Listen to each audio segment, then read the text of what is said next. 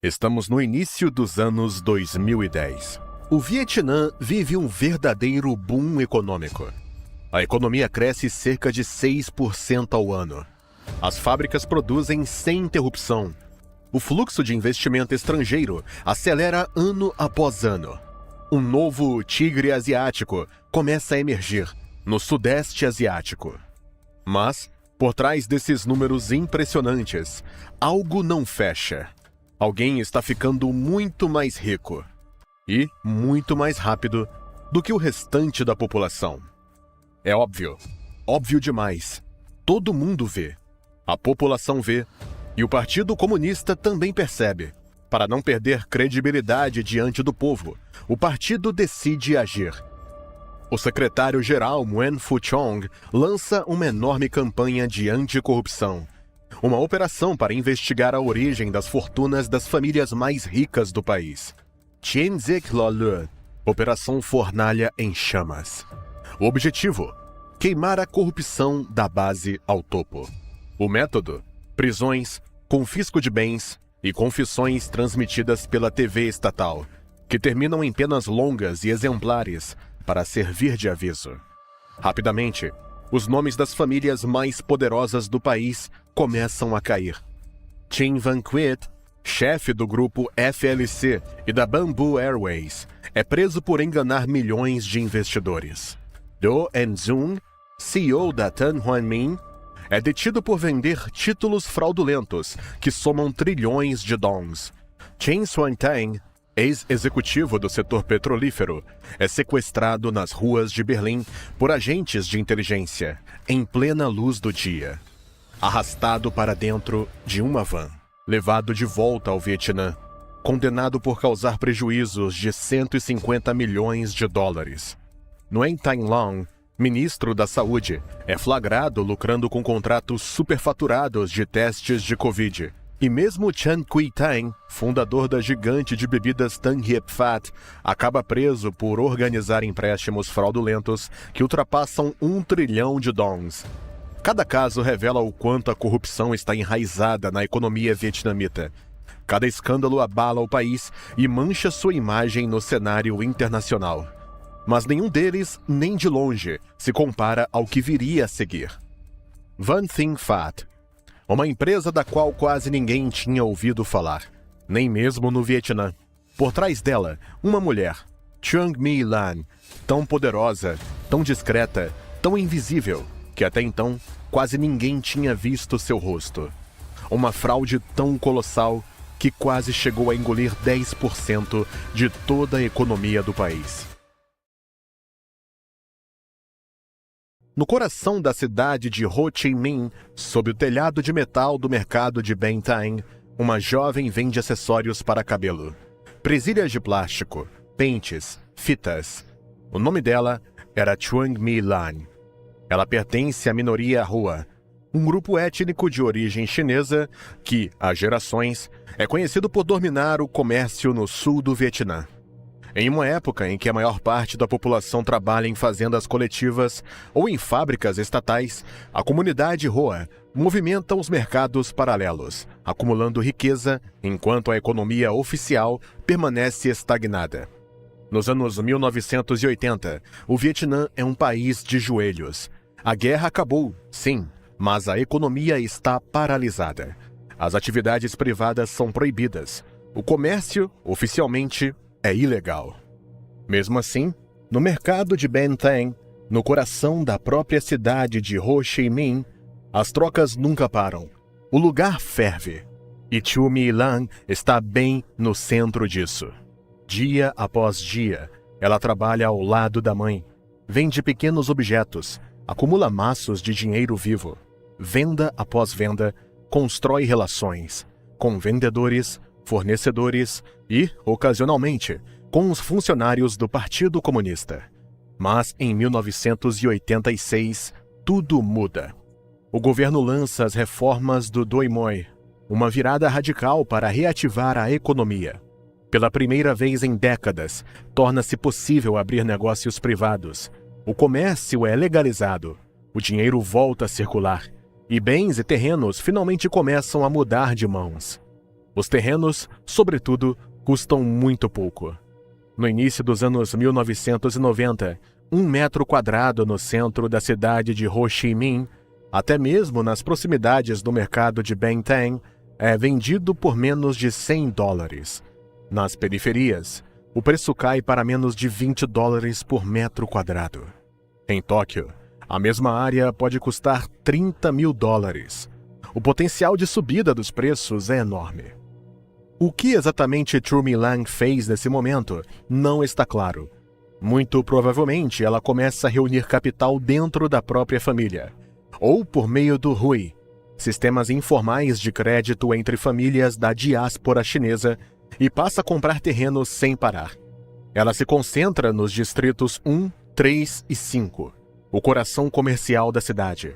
Adquire pequenas lojas, lotes de esquina, prédios deteriorados, nada prestigioso, mas todos em localizações centrais. Ela sabe que, com o tempo, a cidade vai crescer ao redor dessas propriedades, elevando seu valor. Ela quase nunca constrói, apenas compra, e mantém um controle dos terrenos.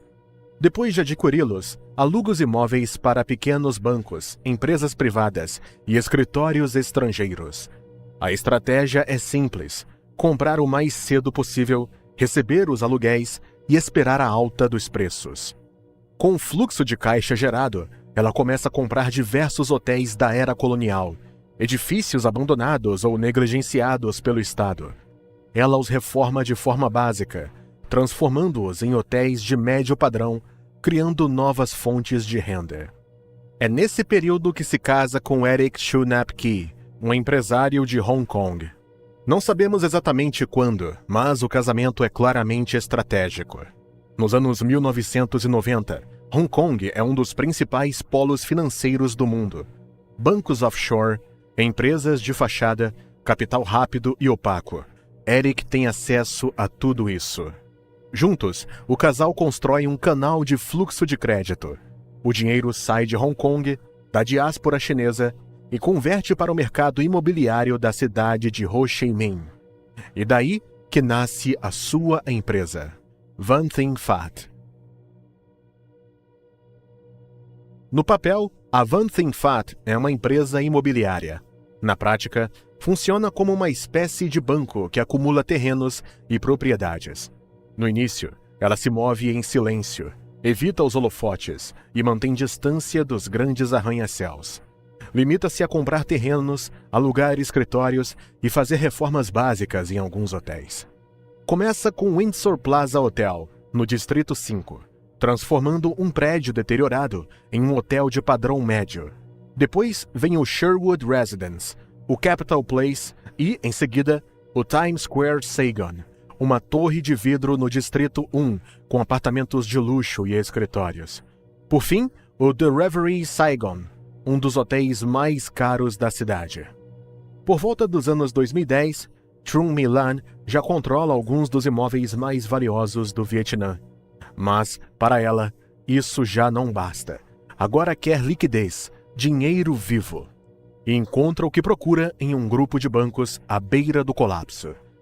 Em 2011, 3 bancos vietnamitas em dificuldades, Tinh Nha Bank, Phicom Bank e SCB, são fundidos em uma única entidade.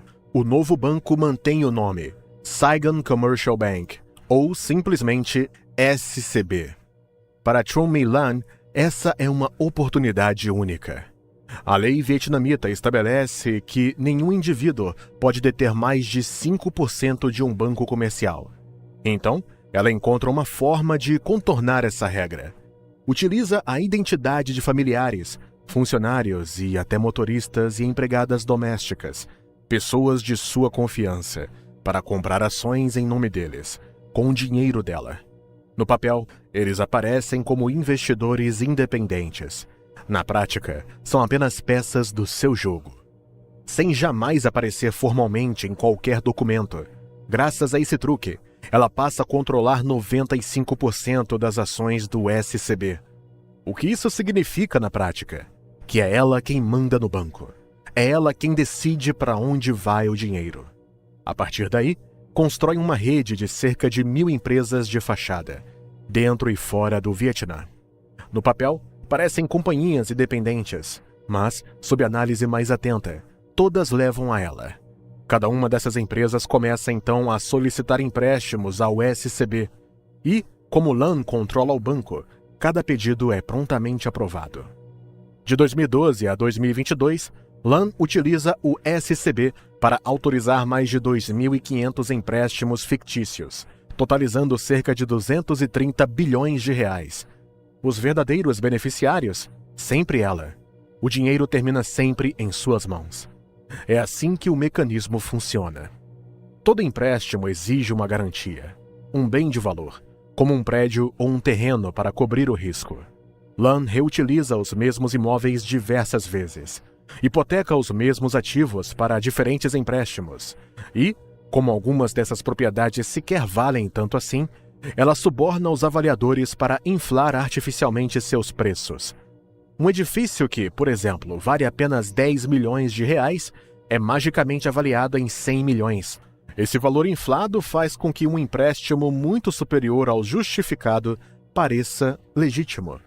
Quando o SCB começa a ficar sem liquidez, o Banco Estatal do Vietnã, acreditando estar socorrendo um banco legítimo em dificuldades, injeta trilhões de dongs em recursos emergenciais. Mas esse dinheiro, na prática, não salva nada. Lan envia seus funcionários para retirar fisicamente os valores injetados pelo Estado por meio de agências bancárias e caixas eletrônicos. Eles sacam dinheiro em espécie, acumulam as notas em caixas cheias de cédulas de 500 mil dongs, a maior em circulação, equivalente a cerca de 100 reais cada, e caixa após caixa, o montante é transportado para sua mansão. Cômodo após cômodo, andar após andar, a residência se transforma em um cofre, abarrotado até o teto com dinheiro vivo. E quando funcionários do Banco Estatal começam a questionar para onde está indo o dinheiro do SCB, ela compra o silêncio deles. Entrega o equivalente a 25 milhões de reais em espécie a um alto dirigente do Banco Central. O dinheiro chega em caixas de papelão. A mensagem é clara. Finja que não viu. Não faça perguntas. E assim, a fraude continua, e o rombo só aumenta. Em seguida, Lan passa a vender títulos imobiliários a investidores, baseados em avaliações fraudulentas e em projetos que simplesmente não existem. Milhares de pessoas comuns os compram, mas o dinheiro, mais uma vez, desaparece no mesmo abismo. No fim de 2022, o SCB volta a enfrentar uma grave crise de liquidez. Os clientes começam a se preocupar. Alguns tentam sacar suas economias, mas o dinheiro já não está lá. Começa a corrida bancária. Pessoas se aglomeram diante das agências e dos caixas eletrônicos. O pânico se espalha. Então, Chong Mi-lan entra para a história. Em outubro de 2022, o governo dá início a uma investigação após movimentações suspeitas e graves problemas de liquidez no SCB acenderem um alerta no Banco Estatal. Os investigadores descobrem milhares de empréstimos fictícios, laudos manipulados e recursos que literalmente desapareceram no ar. Chong Mi-lan é presa. Ela passa a responder por acusações de apropriação indébita, corrupção e violação das leis bancárias. Mais de 80 pessoas são presas junto com ela. Executivos do SCB, auditores e até funcionários do Banco Estatal.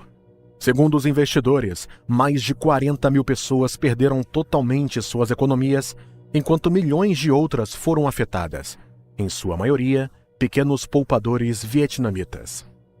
Em abril de 2024, após um julgamento de grandes proporções, com 200 advogados, 2.500 vítimas e 86 réus, Lan é considerada culpada. Culpada por ter causado cerca de 150 bilhões de reais em prejuízos à economia vietnamita, dos quais 70 bilhões são totalmente irrecuperáveis. Ela é condenada à pena de morte. A mensagem é política. Ninguém está acima da lei.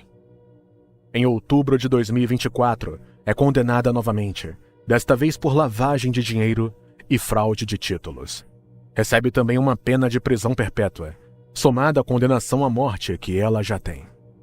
Mas então, a lei muda.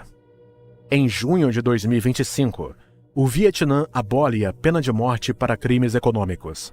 Sua sentença é automaticamente reduzida à prisão perpétua. Seus bens e sua empresa são congelados.